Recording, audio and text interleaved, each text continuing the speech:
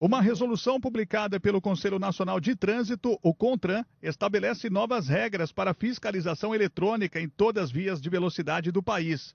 Dentre essas alterações, foi proibida a presença de radares escondidos, o que impede os órgãos fiscalizadores de instalar os equipamentos em árvores, marquises, passarelas, postes de energia elétrica ou qualquer obra de engenharia de modo velado ou não ostensivo. A partir do dia 1º de novembro, entra em vigor a Resolução 798 de 2020.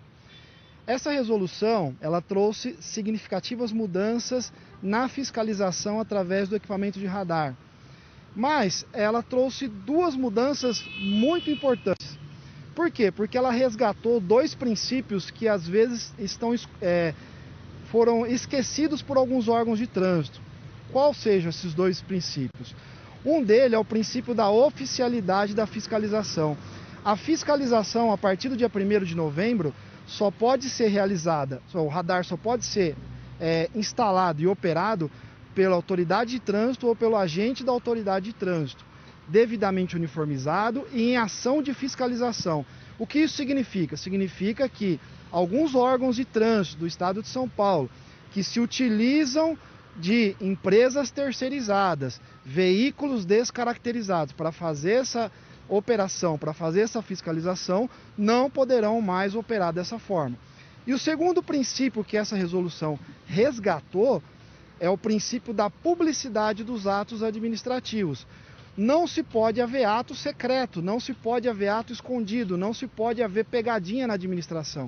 E é exatamente nisso que a resolução veio trazer. Ela proíbe que o equipamento de radar seja escondido atrás de placas, passarelas, de modo a surpreender, de modo a ser instalado como armadilha para surpreender o condutor. As novas regras começam a ser aplicadas no dia 1º de novembro, para todos os novos equipamentos ou aqueles que forem realocados. Para os já instalados, os municípios e órgãos reguladores terão até novembro de 2021 para se adequarem. Toda vez que você for alvo de uma fiscalização, passar pela via pública, observar se o radar está visível. Quando a autoridade de trânsito, ele descreve no site do próprio órgão que aquele local pode funcionar um radar, ele já foi estudado e já verificou que aquele ponto está devidamente sinalizado. Porque quando o agente pratica uma fiscalização contrária a esses dispositivos, contrária a esses normativos legais, ele está violando o princípio da legalidade e pode, inclusive, responder por crime de improbidade administrativa.